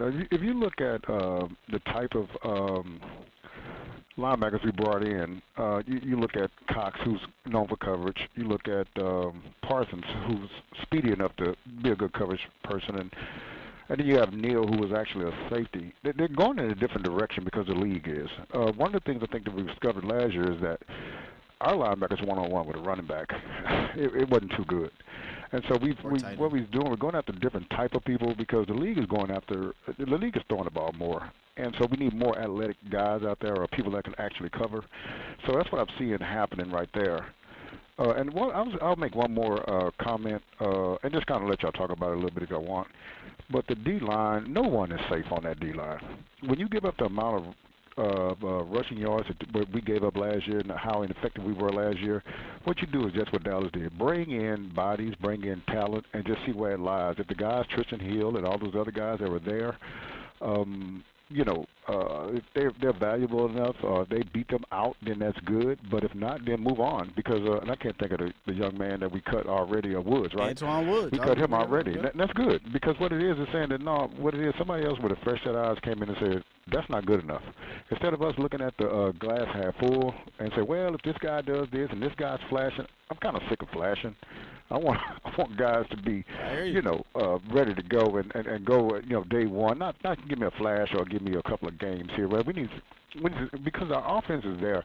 Hey, we didn't bring in a wide receiver at all. Why? Because our wide receivers are good. We brought in linebackers and we brought in defensive line. And so what I'm saying is, man, we brought in talented places, and people say, okay, well, I know Foots was talking about the competition in this for LVE and Smith, but those guys are gone. You don't bring in a guy in the first round, right, at your position and think that you're going to be there in a couple of years. You're not going to be there. And then they brought in Jabril Cox, which was a steal. I mean, those guys aren't going to be here in 2 years. That's all it is, too. But we can use them for this 1 year or, a year and a half, 2 years or whatever, but 1 year probably. And then from that point on, the other guys are going to take over. But anyway, Sky, I got to let you go, man, and I'm going to holler at you later. Good talking to you, bro. My man, appreciate you calling in as always, B-Bert. My man. Yeah, I tend to agree with the linebackers. And they look, all the fans on the channel, subscribers on the channel, they know. I've been saying this. I just don't believe that they're going to be here moving forward due to how we approach the linebacker position. I will say this about LVE Foots. I thought that was a good call. Oh, yeah, B-Bird always comes in with some good stuff. I'll say this about LVE. It's possible they could bring him back on a 1-year deal similar to Mo Claiborne. The history of the Cowboys declining a fifth-round option and bringing you back long-term is not there. But they brought Mo back for 1 year, and then he let him go. So maybe he turns into that. But other than that, I don't view him as a future Foots. Yeah, I think, Bieber hit on the head. Hey, I mean, when I say competition, I'm talking about for this year. Yeah. The team is Micah Parsons, so don't think that and just like I said, I mean, I was one of the people me and Vach argued about Tristan Hill, so I'm not one of these people who am going to war for Tristan Hill. Like, hey, we talk about competition for linebacker. What about competition for defensive tackle? You got Hill, you got Neville, and you got Odigizua. Hey, what's that meme? The Dark Knight meme? Break the pool stick. May the best man win. Yeah, I mean, it's literally Dallas. Literally is going. What's that? Where you throw just like it's like you just throw enough at the wall. Yeah, throwing darts at yeah. Throwing enough darts at the board. Process of elimination. Somebody is going to show that they want to play.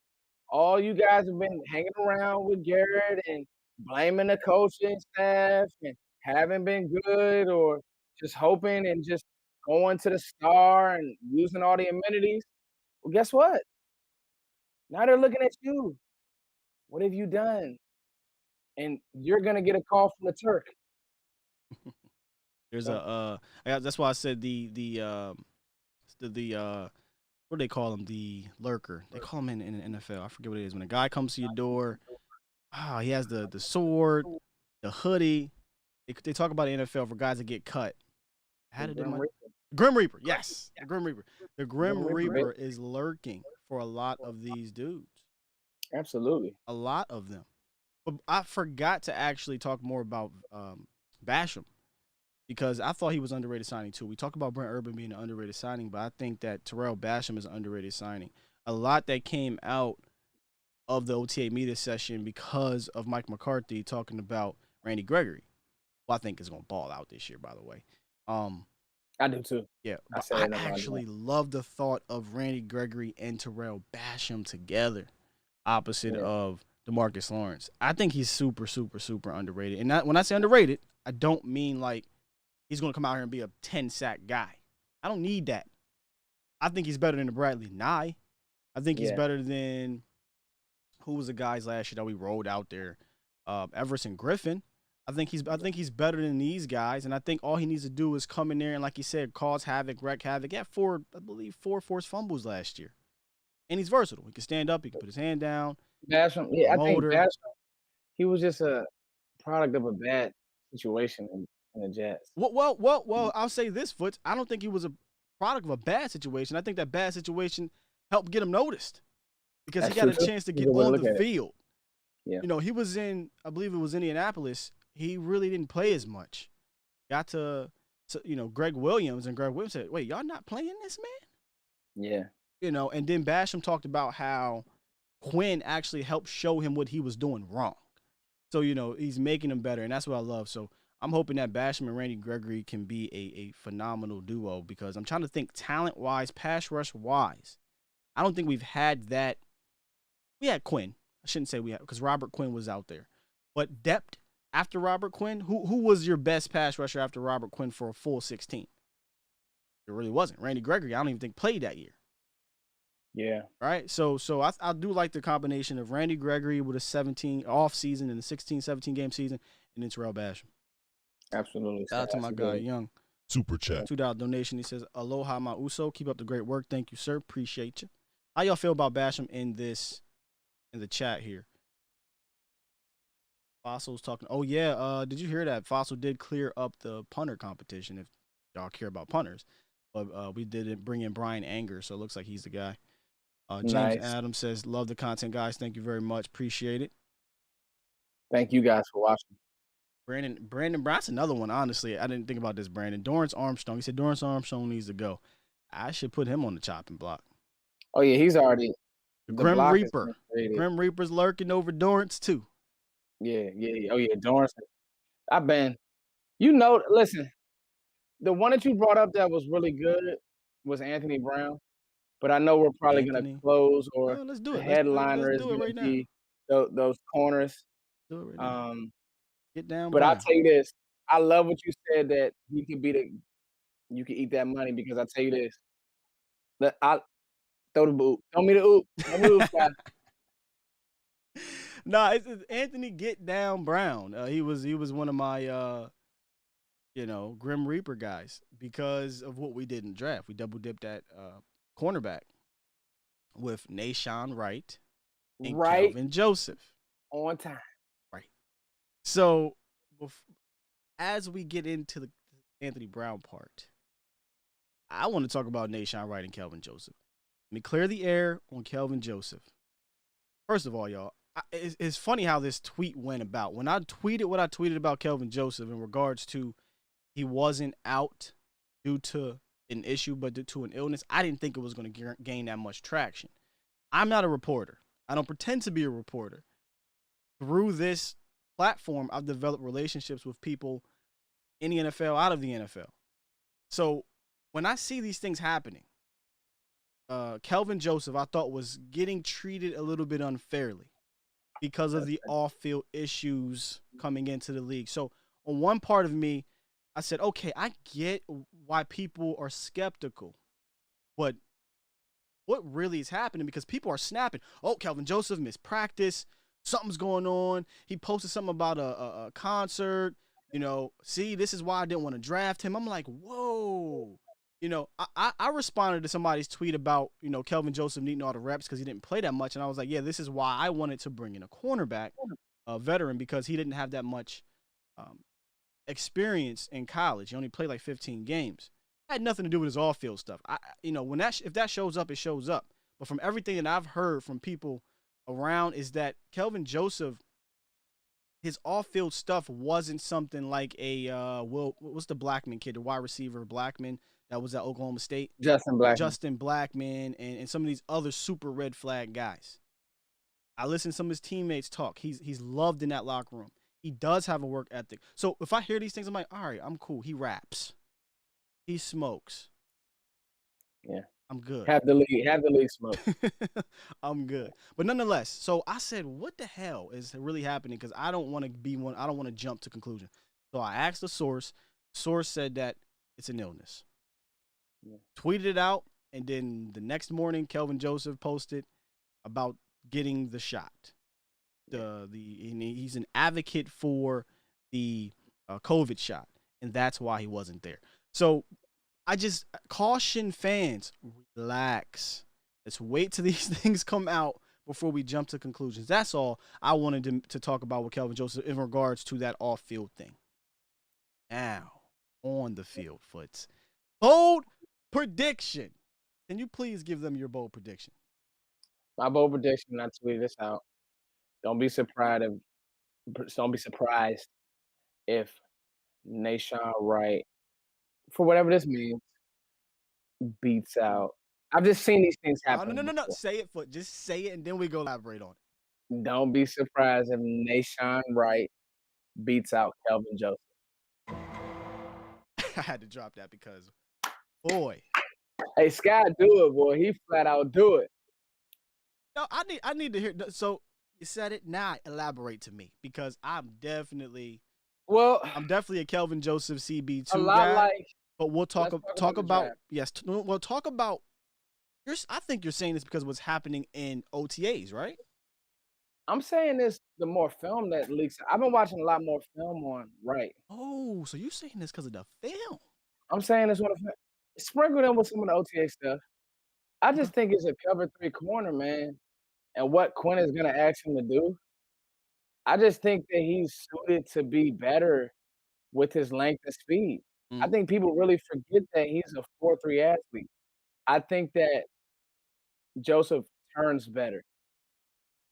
But when his eyes are on a quarterback, Wright I like him, man. First of all, it's just like when we drafted Parsons. Folks really jumped the gun on not being happy with Parsons instead of making it make sense. Yeah. Everything that you see about Wright, man, is like now I can completely be wrong and have pie completely on my face. I want to hear Vach. I want to hear Vach's take. I know Vach probably over there snapping right now. Listen, Brian Peters said he isn't 4.3. He's 4.47. Okay, he's snapping a second. It's still fast. He's also 6'4". Yeah, and extremely long. Pause. So the moral of the story is sometimes when you get into the league, you get guys who weren't supposed to be like they come in, they weren't the highly touted, everybody had Kelvin Joseph in their first round. I told Vach he wasn't a first round corner, but he can really play, but he's not a first round corner. And I just think that man Wright is really good. So I think that Wright is going to surprise people. That's fair. And let me preface this for the folks on my channel that if you're not following Foots, I mean I don't know how you're following me, not Foots. But just in case you weren't and you didn't catch Foots' initial reaction of Nashawn Wright, he was not down on the pick like most of us were confused and like what the hell was happening. He was fine with it. He's on record stating, "I'm good here. I think Nashawn Wright can play." I'm not going to sit here and fake the funk with y'all. I had no idea who the dude was, and I'm okay with that. I tell people all the time, I am not super draft guy. I get into the draft after the season, learn these players, figure out who I think we might be interested in, the positions and things like that, but I totally go to Foots, go to Vach, go to Jeff, Broadus, and Zerline, all these other guys that actually do it. Listen what they got to say. If I got tape, go find the tape, watch, and develop my own opinion. I ain't never heard of Nashawn Wright. Right. I ain't never heard of him. At the time of the draft, you see my reaction. I'm like, who?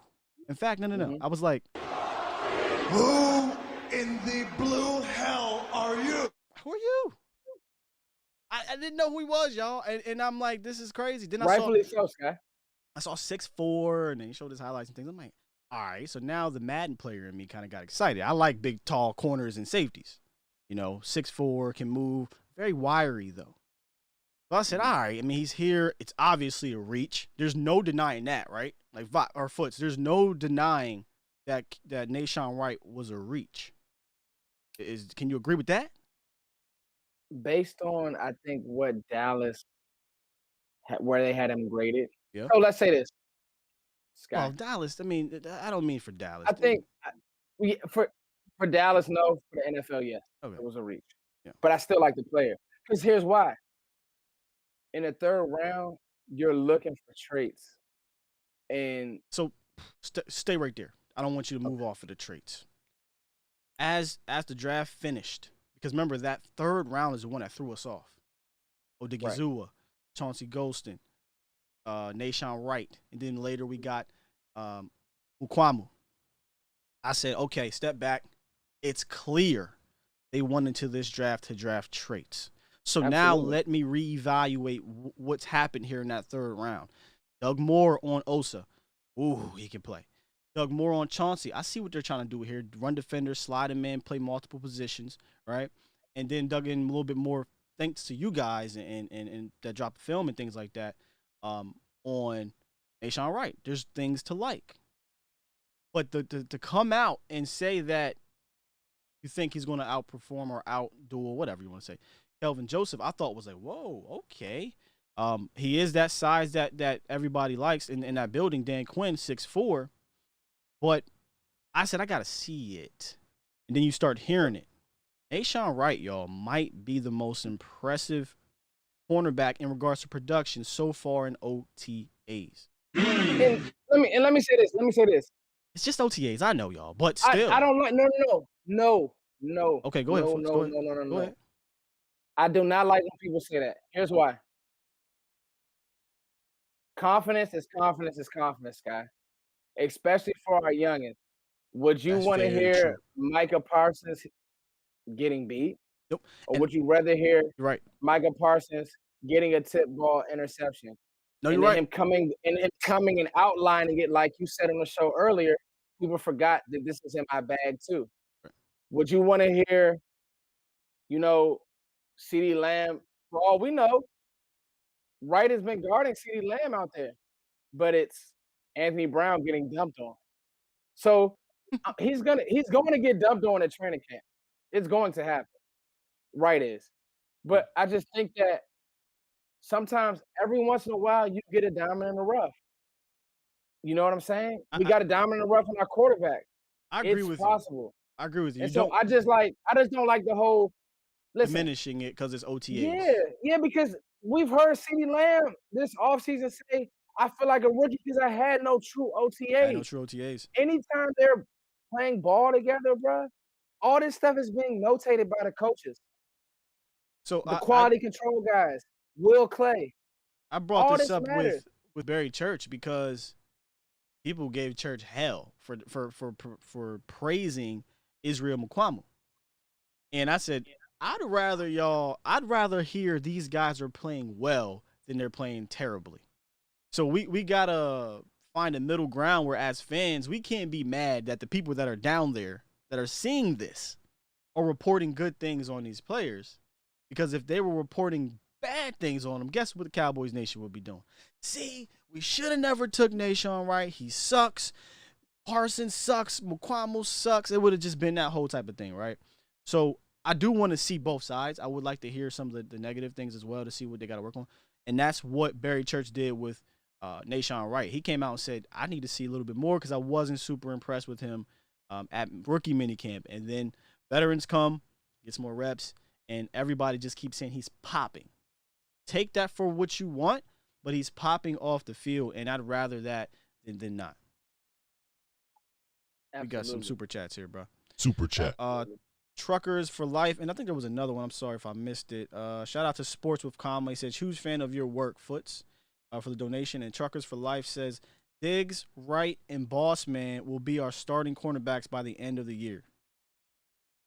Diggs, Wright, and Bossman. That's something somebody else has said. How do y'all feel about this? I think I asked Barry Church. Would you look at Kelvin Joseph as potentially a future slot guy?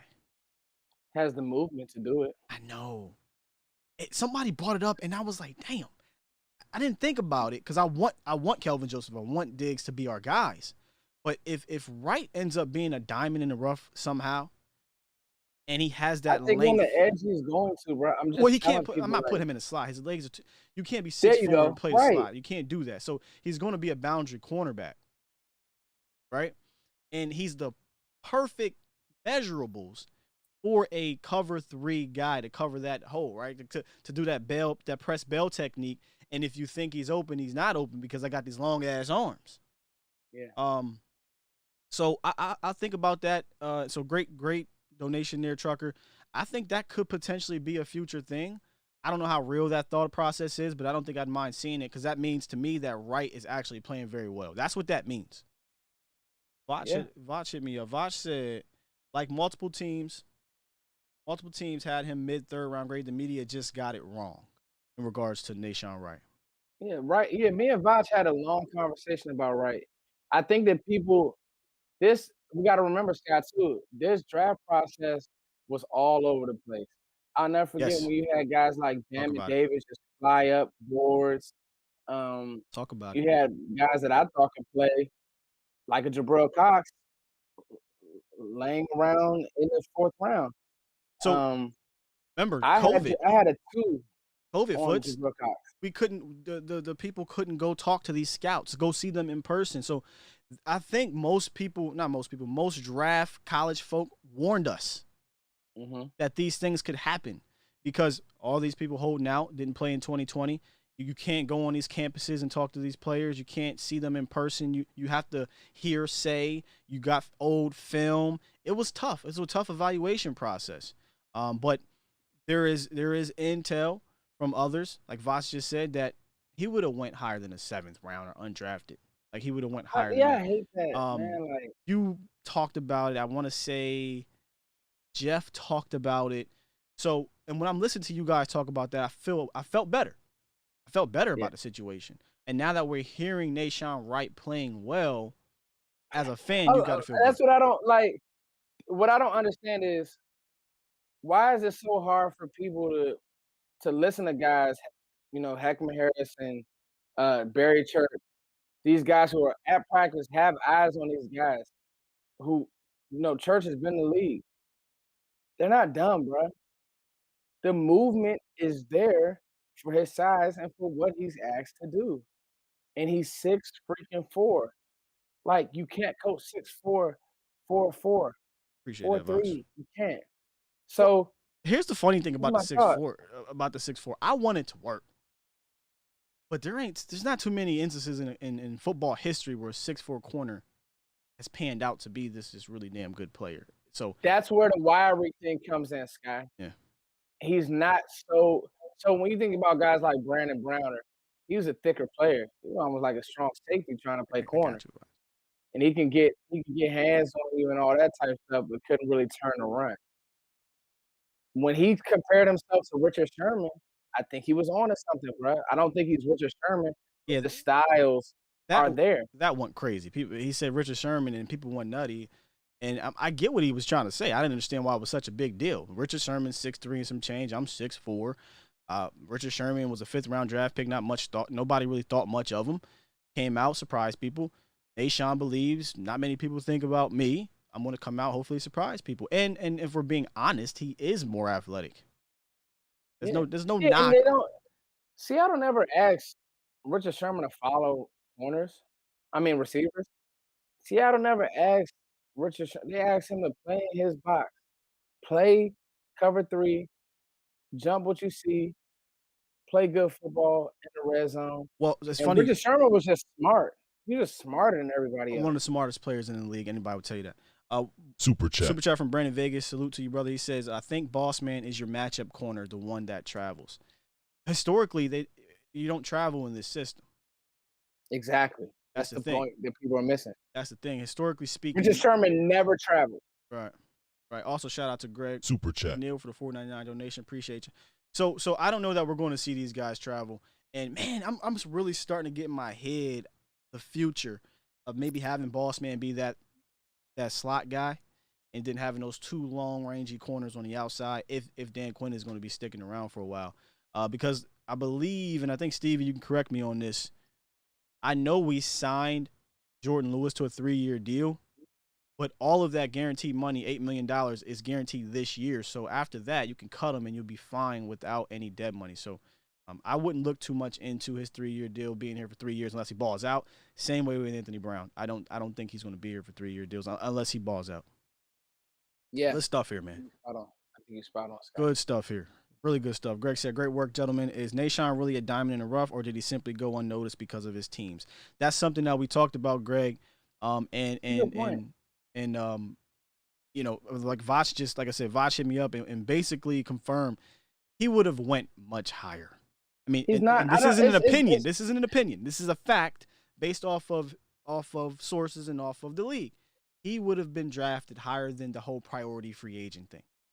Yeah, that's ridiculous. What happens is, and it happens all the time, media scouts don't know a guy, or they have, the Washington corner still around, and everybody jumps off a building because he doesn't get drafted. And it's ridiculous. I don't know about It's that one, it's Brandon. it's ridiculous, Sky, to crap on a kid the same way that Cowboys fans crapped on Micah Parsons. It's ridiculous.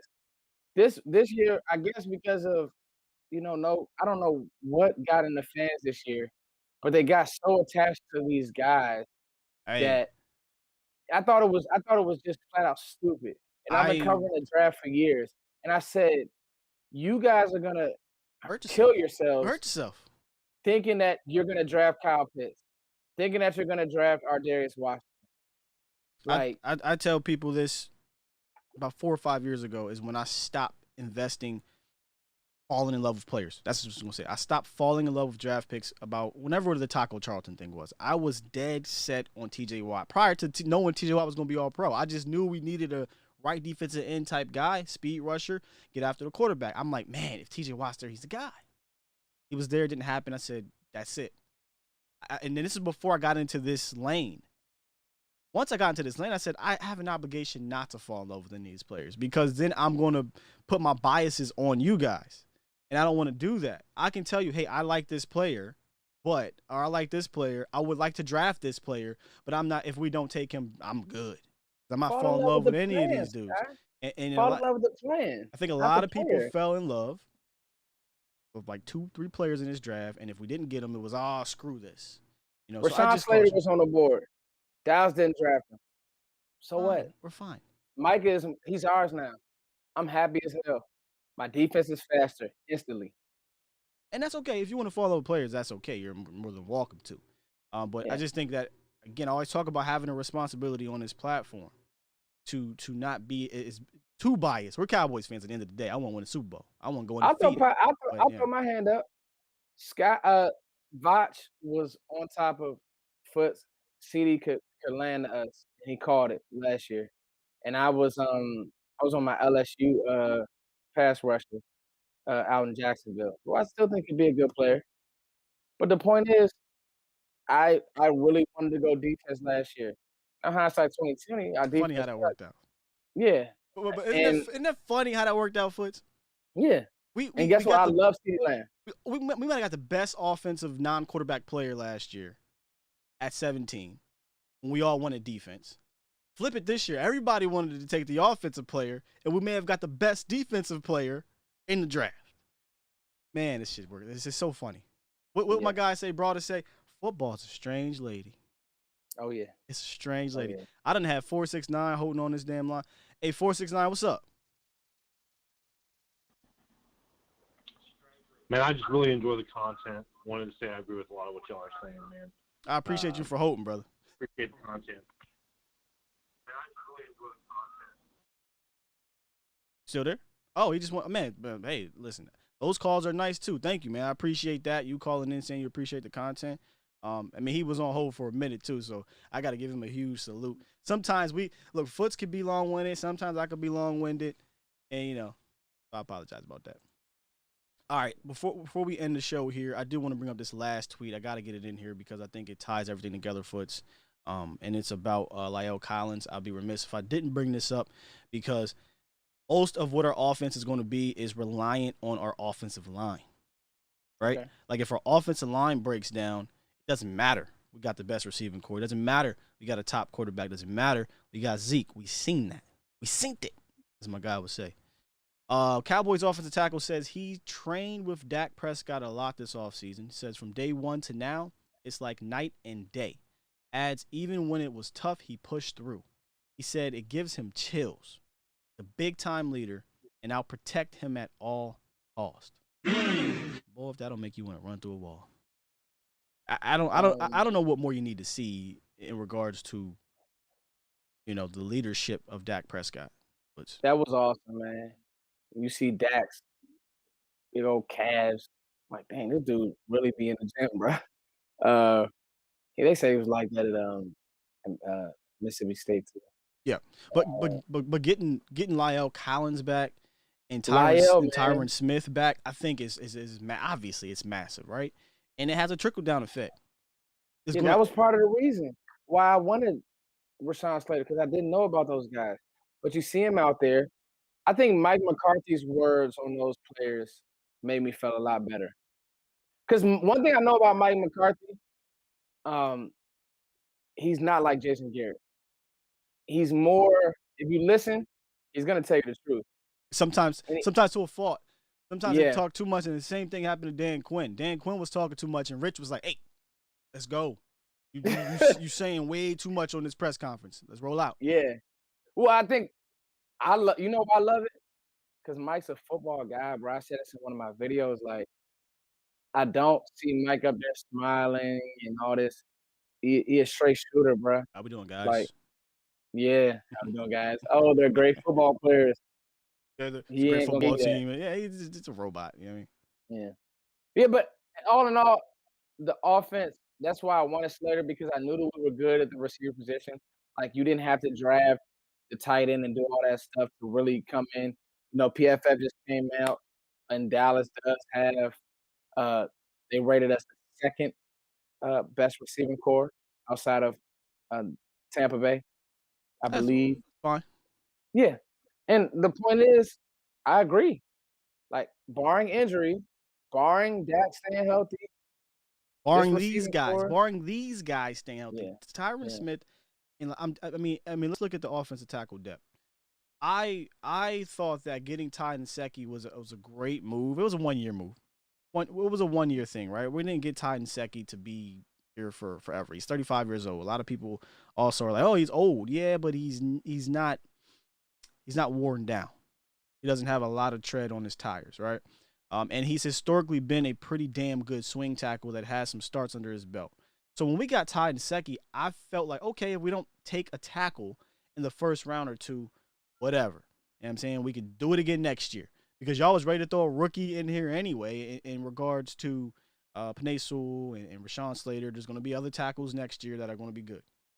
Now, who I don't have up here, so don't kill me, is Josh Ball. Shout out to Vach, by the way, just dropped his Josh Ball That was good, video. I'm gonna tell you something, man. Yeah. Josh Ball is Doug free. Yeah, I was about to say eliminate. I'm gonna say eliminate because that's wrong. With the accusations, just purely talking on the football side of things. Josh Ball in the next 2 years, possibly 3, whenever one of these guys decide to hang it up or go down again, probably talking about Tyron Smith. Josh Ball can slide right up in there, I think. Bro, he's really good, and I feel so bad because of the stuff.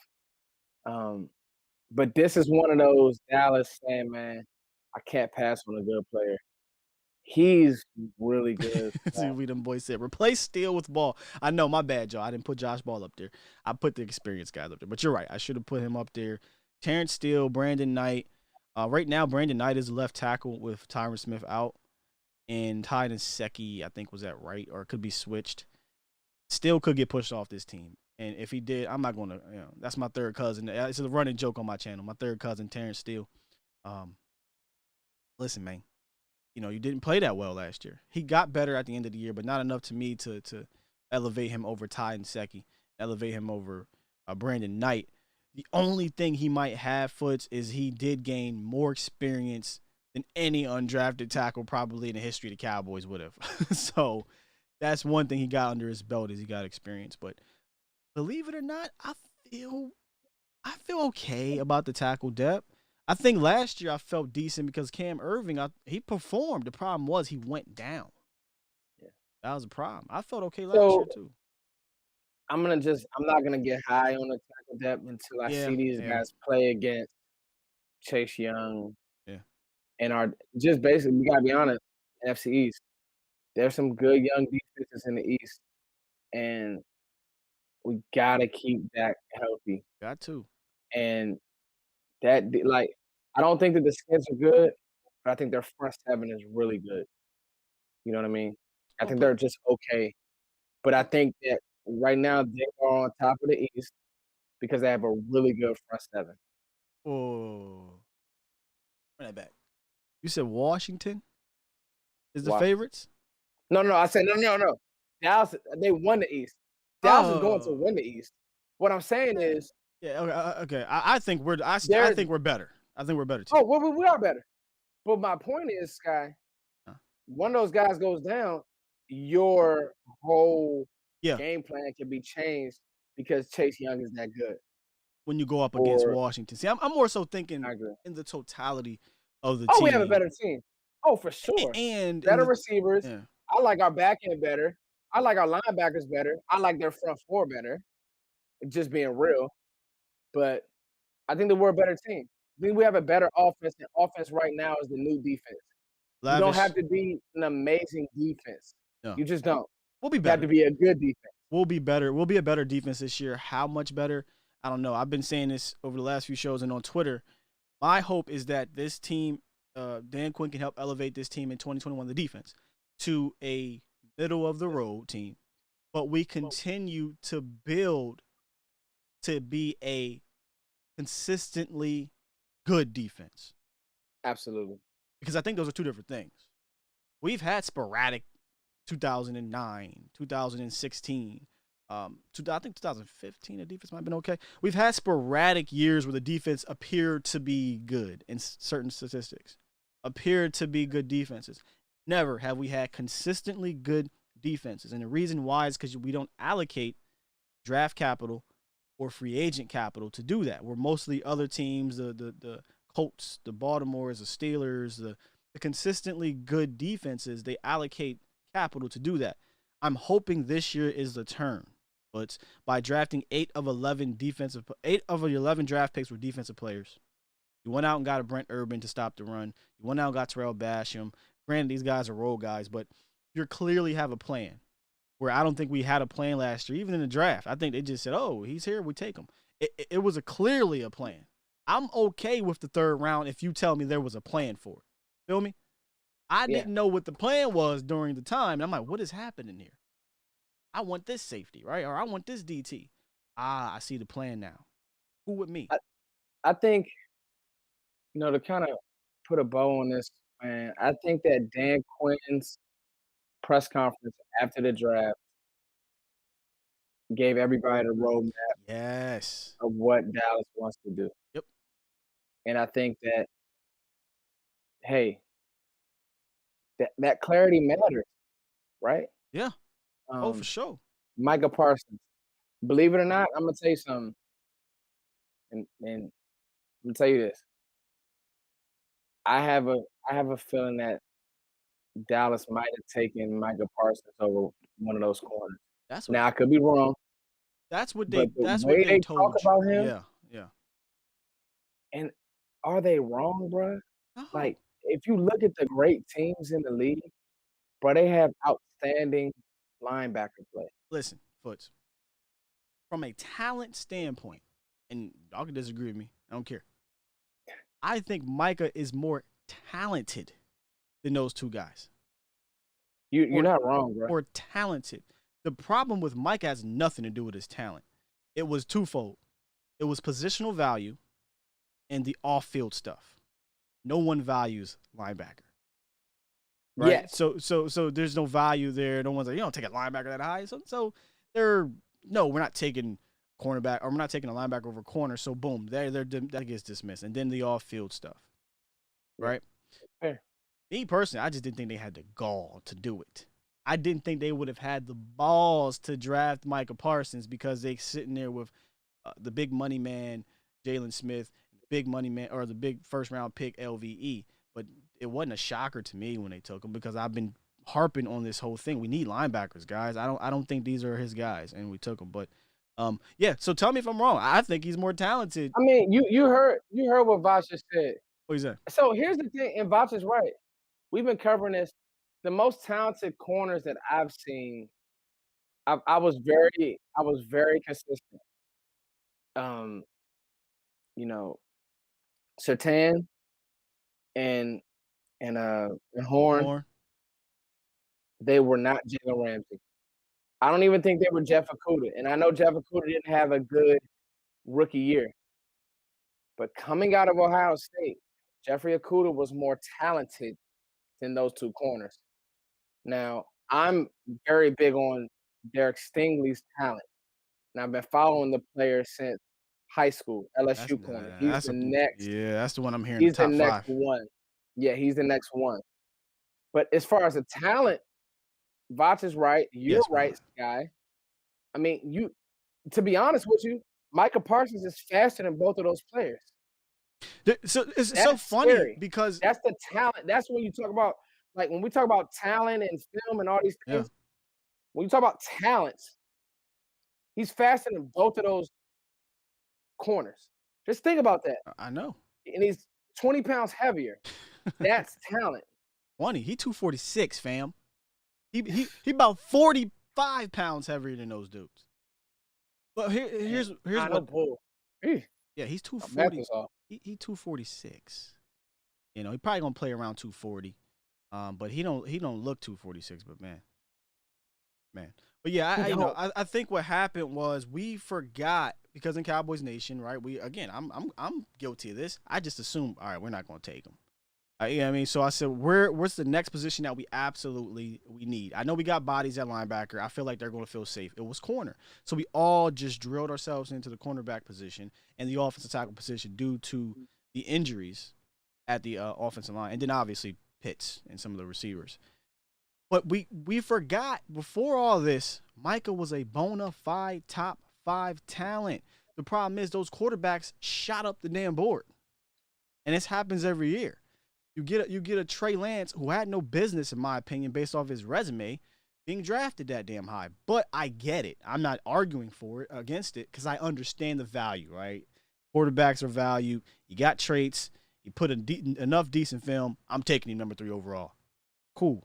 So be it. But if you're talking about talent for talent, that board, in my opinion, Micah Parsons is one of the most talented players in this draft, and it's not something that you can argue. But I think when you start labeling your board, now you have to put in position value, and that's where I don't disagree with y'all. I get it. Linebacker is not a huge value to a lot of people, but to me, on this team, we needed to upgrade that linebacker badly, and I think we did it. So yeah, I think we did, man. I think we did it. All right, man. We're gonna put a bow on this amazing show. This was awesome.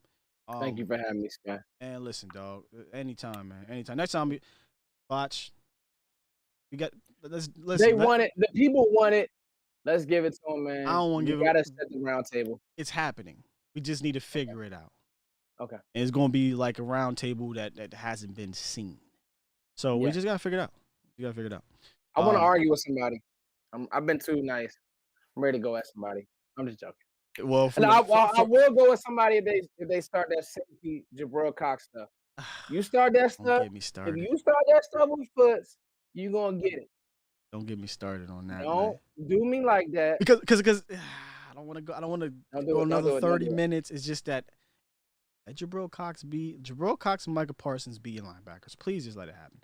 If he ends up being a better safety, whatever. But right now, let that man develop as a linebacker, and let's see what happens, man. Let's see what happens. All right, man. Shout out to you guys in the chat. Y'all were deep in here the whole entire time. I try to get to y'all as much as possible. We'll definitely be doing this again. And like I said, we should be putting together some type of roundtable. I don't know when it's going to be, but we should be putting it together at some point. And hell, you might see me pop up on Vosh now that I'm going to be down in that area. I might just pop up on you, bro. You know what I mean? Yeah, but he went to H-Town, though. But yeah, it may happen. It may happen. Somebody said roundtable adding Jeff and Sky for 3 hours. They want that joint to go 3-4 hours. Hey, listen, it happens sometimes. Hey, I got a 1-year-old. I don't know if I got 3 hours, baby. Yeah. Well, what's going to end up happening is you'll end up going out, come back in the car, right? No, I'm just playing. Hey, I was good today, Sky. No, I'm messing with you. My man Rue came on my comments and was like, "Oh, Foots is gonna be in his car." I said, "Nah, Foots setup is cool now. He good. Relax." Man, tell these people leave me alone. I know, leave him alone. He cool now. I got better internet. They can't talk about me no more, bro. They bullied you into getting better everything. They know y'all done. Man, I got new flights. Foots. I mean, come on, man.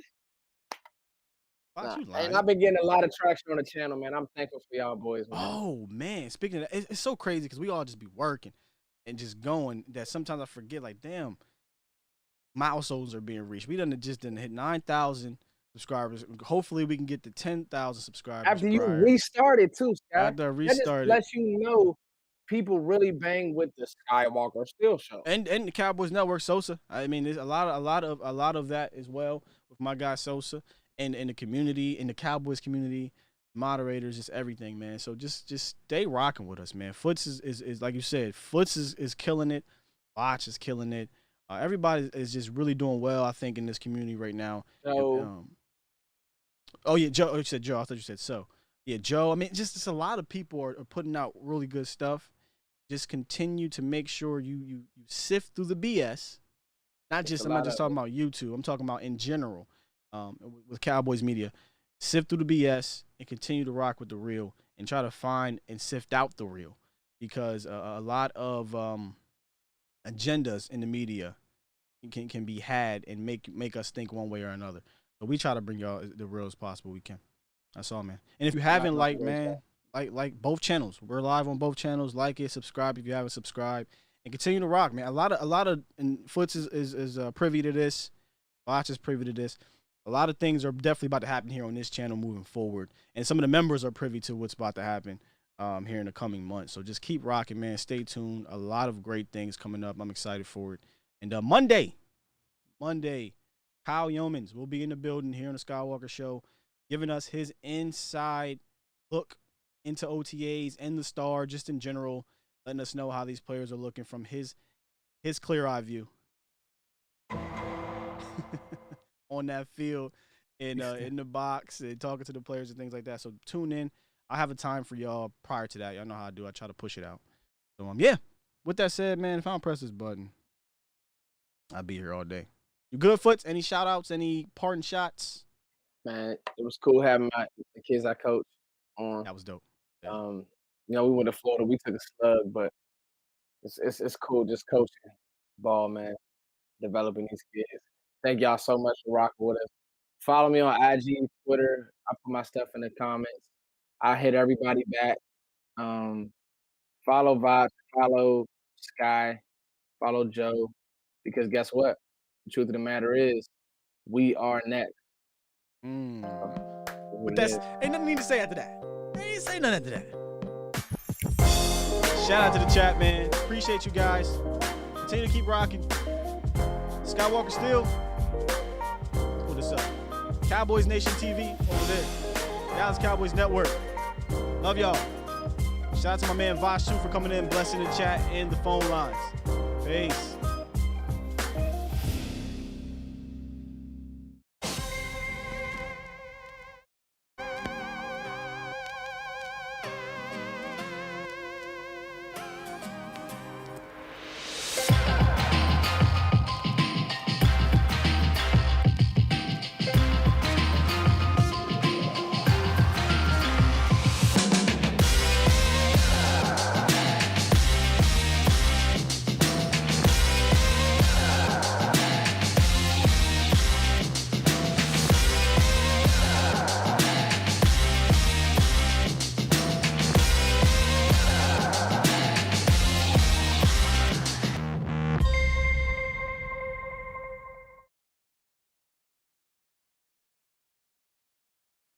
I want me some glory.